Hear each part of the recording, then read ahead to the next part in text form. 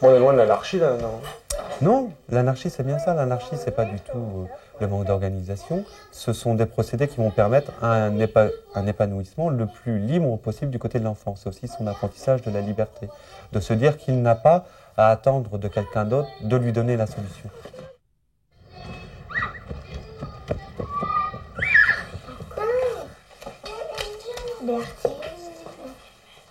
Je distribue les tours de parole, oui, et on essaie de bien s'écouter. Vas-y. Alors, je râle que Gaël ne respecte pas les activités de Nathalie. Parce que quand on faisait les enregistrements, soit il bougeait sa feuille, soit il faisait tomber quelque chose. Il fallait tout refaire à chaque fois. Donc vous avez dû refaire plusieurs enregistrements pour la préparation de la fête à cause de petits bruits. Gaël, est-ce qu'il y avait eu des petites choses qui avaient gêné au niveau des enregistrements? Juste bouger ma feuille, c'est tout. Est-ce que ça gênait vraiment plusieurs fois ou... C'est menteur. Menteur. Non, on ne dit pas de menteur, on s'explique. Alors, y a-t-il des réparations à demander à Gaël pour les petites gênes lors de l'enregistrement puisque quelqu'un déposait un mot dans la boîte à râlage? Est-ce qu'il y a des propositions de réparation à faire? Ça va pas être dur, un dessin et puis voilà. Un dessin.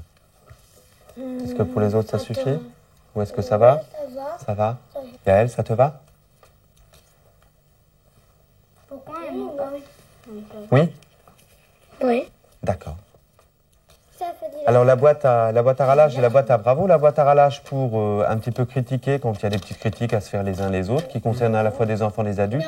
Et la boîte à bravo sont des félicitations en fait parce que certains ont très bien fait l'une de ces activités. Par exemple, bravo à Nathan et à Camille pour avoir très bien rangé le coin des petits. Donc c'est l'une des responsabilités qui est faite. Soit un adulte, soit un enfant remarque qu'un autre a fait un effort particulier.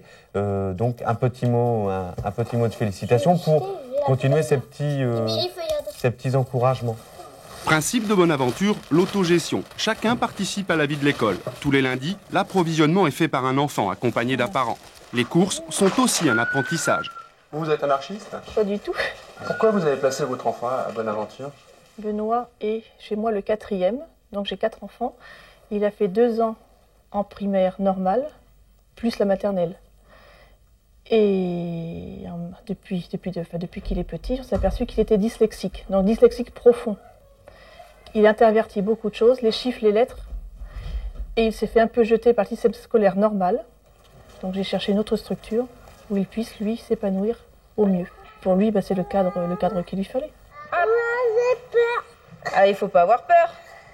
À 4 ans sur un poney, l'enfant apprend à surmonter ses peurs, à dépasser ses angoisses, toujours aidé par un adulte, professeur ou parent d'élève. Ça, c'est le second principe de Bonaventure. L'école doit être source d'entraide, de solidarité.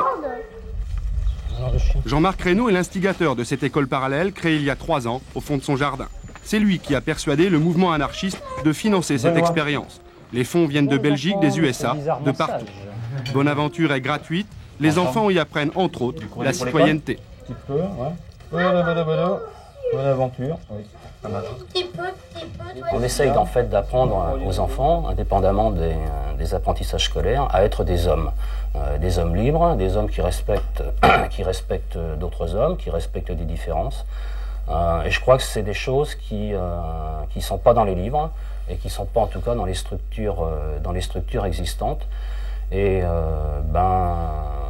on parle, nous, davantage de république éducative que d'école, et c'est pas par hasard, parce que, en fait, je crois qu'on met en place des apprentissages de citoyenneté, à travers des relations scolaires, à travers des relations éducatives. Bonaventure est une classe unique, avec des enfants de 3 à 9 ans. Pas de trimestre, mais des cycles d'apprentissage. Des projets élaborés entre l'enfant et l'enseignant. Cette année, les enfants de primaire ont passé un contrat avec Bernard, l'instituteur. En fin d'année, ils partiront quelques jours à bord d'un voilier. L'occasion d'appliquer la théorie à la pratique.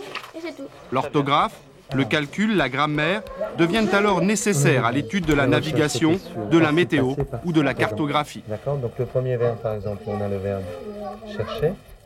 Son infinitif CER, c'est un verbe du... Bah oui. À Bonaventure, il n'y a pas de notes, pas de sanctions. L'évaluation se fait en groupe. On va la reprendre encore pour faire d'autres colonnes. Non, maman. La position qu'on donne aux adultes qui viennent aider les enfants aux apprentissages n'est pas la position qu'un adulte aurait dans une pédagogie dite autoritaire, celle du tableau blanc ou du tableau noir.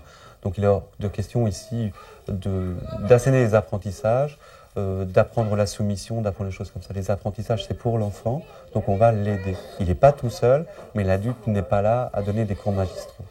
On est loin de l'anarchie là, non? Non, l'anarchie c'est bien ça. L'anarchie c'est pas du tout le manque d'organisation. Ce sont des procédés qui vont permettre un épanouissement le plus libre possible du côté de l'enfant. C'est aussi son apprentissage de la liberté, de se dire qu'il n'a pas à attendre de quelqu'un d'autre de lui donner la solution. À Bonaventure, tout est sujet à l'apprentissage. Le principe de l'éducation, valoriser l'expérience. Cet après-midi, la classe plante un prunier. Loin du tableau noir, les enfants assistent à un cours de sciences naturelles. Une leçon qui nécessite certaines règles. On essaie de mettre tout en œuvre, on les prévenant régulièrement, qu'il faut faire attention à ce qui se passe derrière soi, à côté de soi, de veiller à ce qu'il n'y ait pas d'accident. Mais c'est la vie. On pourrait aussi dire du coup qu'on ne fait pas utiliser à des enfants les appareils photo parce que ça coûte cher ou des ordinateurs parce qu'ils peuvent les casser. Bah, du coup on s'arrête, on est assis au bord d'une table, on prend un stylo et on copie ce qui est au tableau. Donc c'est pas ce qu'on essaie de mettre en œuvre ici, quoi. Il n'y a pas d'influence politique, on ne peut pas dire qu'il y ait une influence, un art sur les enfants. C'est pas des petits anards, c'est pas une Non, c'est pas... Non. C'est pas une fabrique de futurs terroristes. Je ne crois pas. Si tout paraît idyllique à Bonaventure, reste une question, comment ces enfants s'intégreront-ils dans une scolarité classique ? Moi, je veux grimper.